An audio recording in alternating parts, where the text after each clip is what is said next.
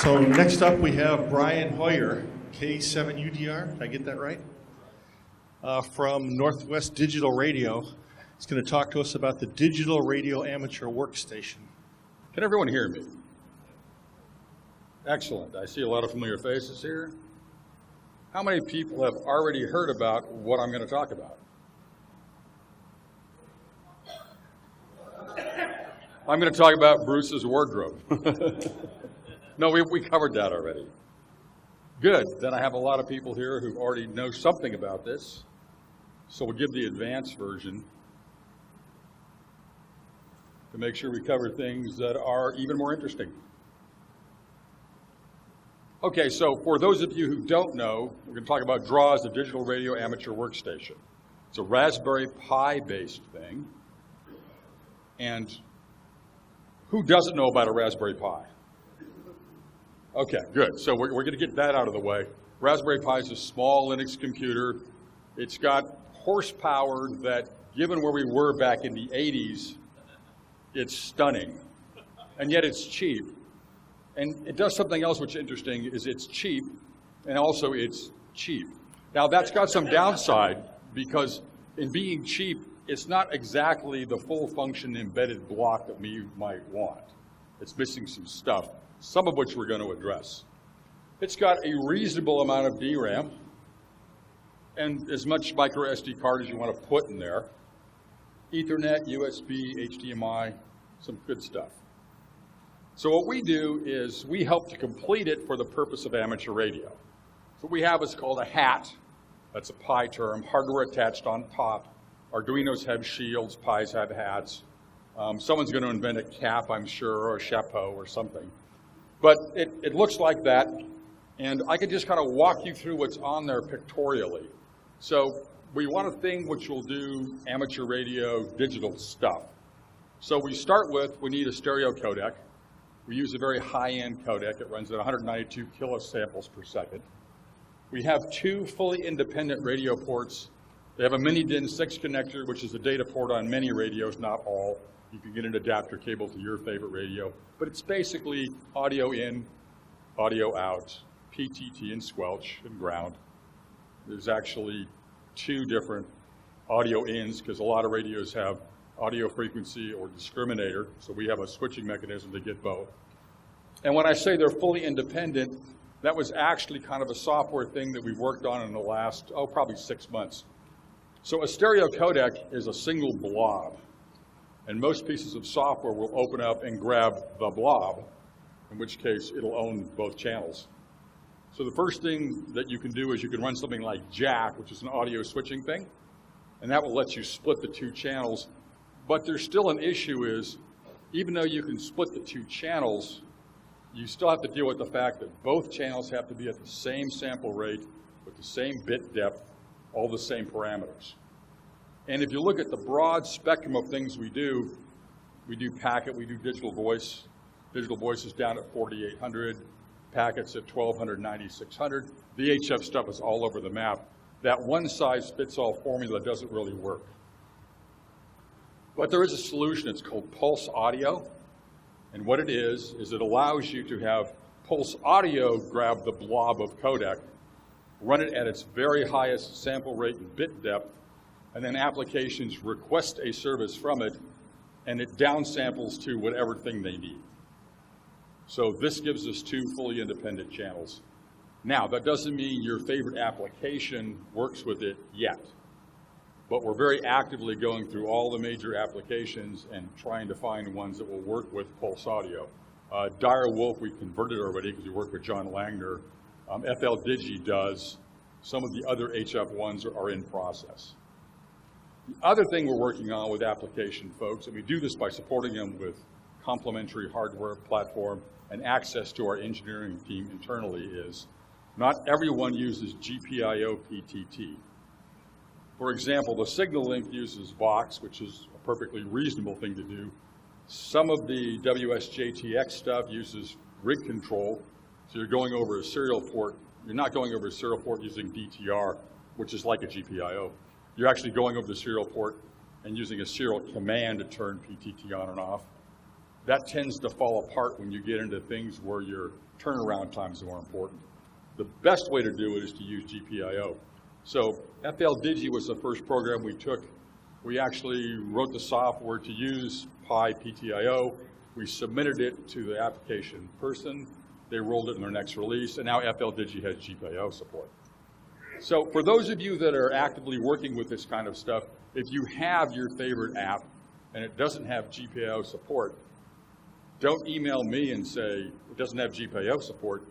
Email your application person and say, why don't you add this so we can use it on the Pi? And by the way, go talk to Northwest Digital Radio because they would be happy to support you in doing that. Okay, did I lose everybody who hadn't heard about the product? All right, let's keep moving on. So I talked over the top on the 2 ports.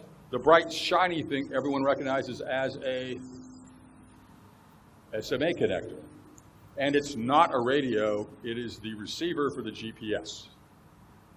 So we've added a GPS on board, and we went back and forth on should it be on board or just use an external USB GPS, which is what we did in the past with our UDRC product. Here's the advantage of putting it on the board. You get 2. One, it's integrated, and the real-time clock and battery backup's on there. The second one is it has pulse per second. Because it's going to go in a metal case in my shack, and that's a very poor place for a GPS antenna. The antenna needs to be someplace else. And we can sell you an antenna with the built-in LNA, and the performance is subjectively excellent. We have people call us and say, I haven't had any other of my GPS dongles around perform as well as this. But that's not an analytic test. So I won't claim it's better than any other GPS, but it's in the category of well-done GPS solutions. And it has pulse per second. What is pulse per second? Well, you can't get it across a USB port. So the GPS, as you know, works on time signals, and you look at time differentials, but it also gives you extremely accurate time. So when you have your computer plugged into a network port, thank you, Scott, what you're seeing is, let's go over to here.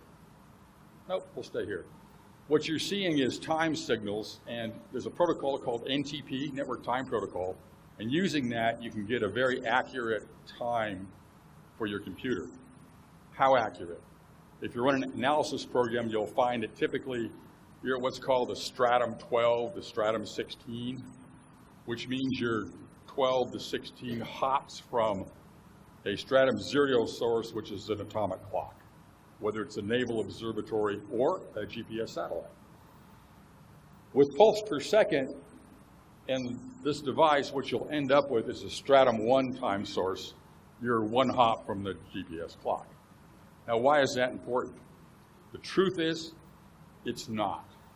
So WSJTX and a lot of these other things, they do require an accurate time signal for time slots, but the typical GPS or network time protocol is way more accurate than the propagation delay, particularly in HF, across any reasonable distance.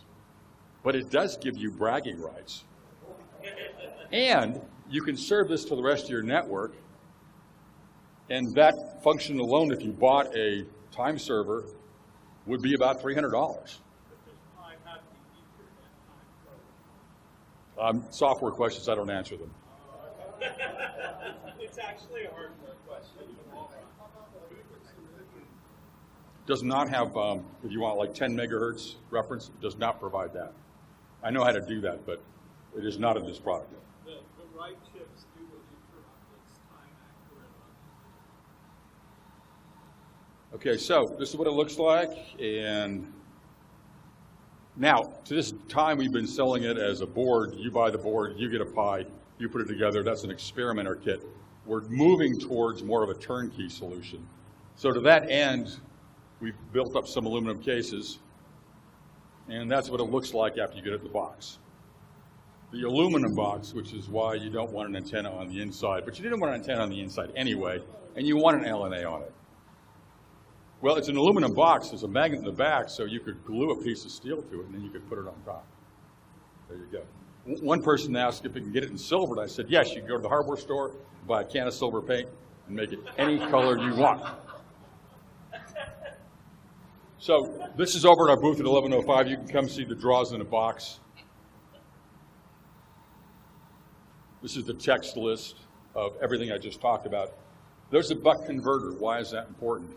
Because Pis are 5-volt powered, and they're very sensitive. They're powered over USB connector, but they do not meet USB spec. USB spec is 5 volts plus minus 10%. So that's down to 4 or 5, plus the cable losses. The Pi gets wanky around 485. So what we do is we have a buck converter, and we station power from 9 to 15 volts down to 5.1 volts on the Pi pin.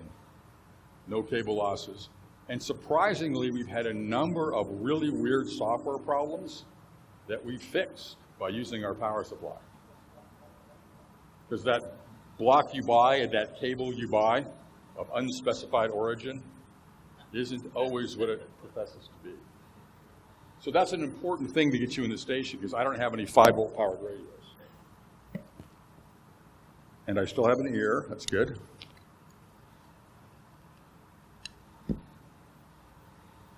Okay, so there's that, interfaces, Strata 1 time source, some accessory connectors, all on the block.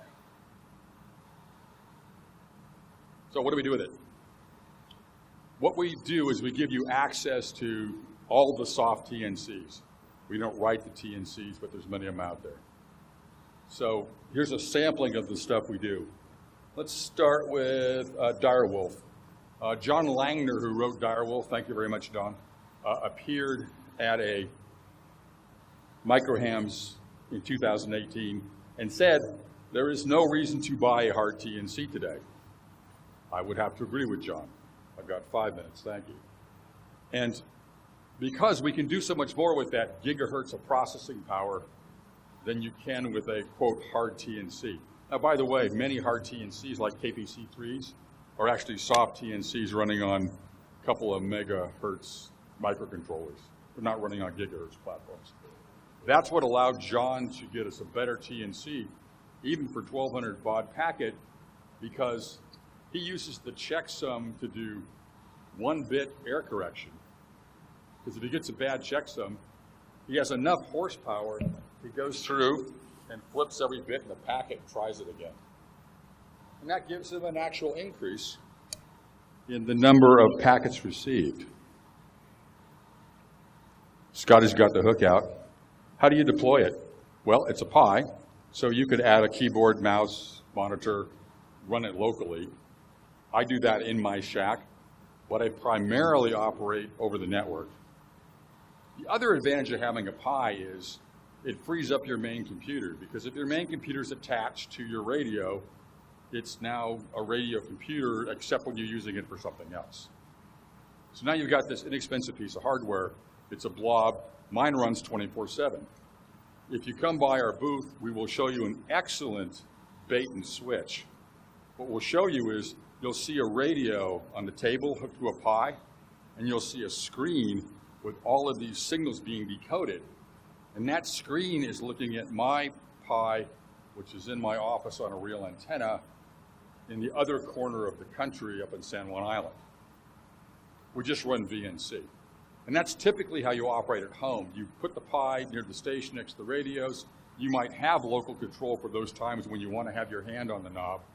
But for the rest of the time, you run it in what I call couch mode. You sit down on your couch with your laptop. You're doing something, you're checking your email, and you go, I wonder how I'm doing. And you go over to PSK Reporter and see how many signals you've got. We can also do rig control. I'm a huge proponent of this, because once you get a radio with rig control, USB port off the Pi, you now become frequency agile. Let me give you 2 examples of where that's really cool. One, I'm going to do some kind of HF thing, and I tell my Pi to run a cron job and figure out when sunset is, and half an hour after sunset, I switch from 20 meters to 40 meters. Simple example of how you automate things. Here's one from the packet world. Those of us in MCOM try to keep track of which RMS gateways we can actually talk to. So you pull this down from WinLink, which gives you the list, 2 minutes, which gives you the list of stations you should be able to hear. And then using rig control, you ping every one of them, and you get my list. Now, if you're in an emergency situation, instead of twisting all the knobs and saying, okay, I got to talk to this gateway. You just go, send this to my list, and it goes through the most probable case and then walks through till it has success. And when it gets down to the bottom on VHF, it might even switch over to RDOF and go HF. How many minutes, Scotty? Let's see, anything else interesting? Cool things to do. Hailing channel, we talked about that. Authenticated gateway. I like the authenticated gateway.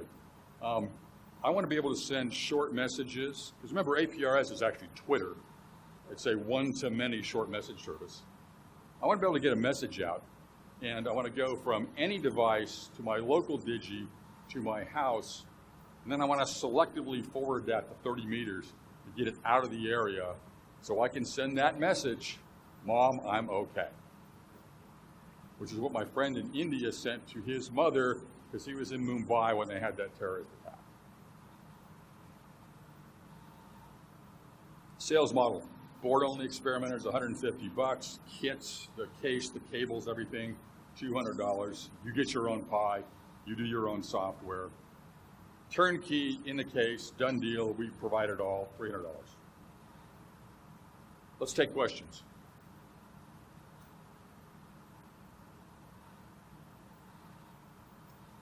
Yes. So Compass Linux, which was our version, and version's the wrong word, because all we did was took Raspbian and added a driver for our codec, because the codec driver did not exist in a Linux tree.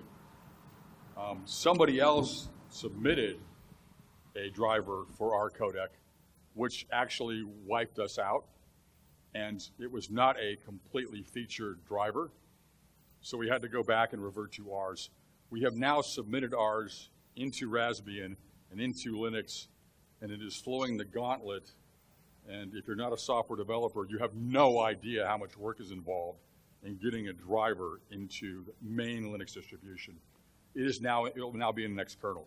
So we're now going to be able to obsolete Compass, which was our goal from the beginning. Any other questions? Yes.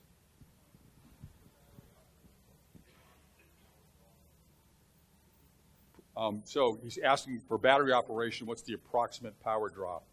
So if we're looking at this, your radio is separate. On my lab supply where I test this, I set the voltage to 10 volts because it makes power computations easy. And on a Raspberry Pi 3B Plus, the latest version, which is fastest with the most power consumption, it typically runs around 500 milliamps. Now that's on the 10 volt side. If you crank it up to 12, 14, that drops. But you're looking at, call it a half an amp. It's been a long time since I've done packet. You have a 19.2K sound modem there. What bands can you use that on? So the actual spectrum for, you're talking 19.2? UHF. For 9600, you could do it on all the bands. Because 9600 is actually smaller than 1200.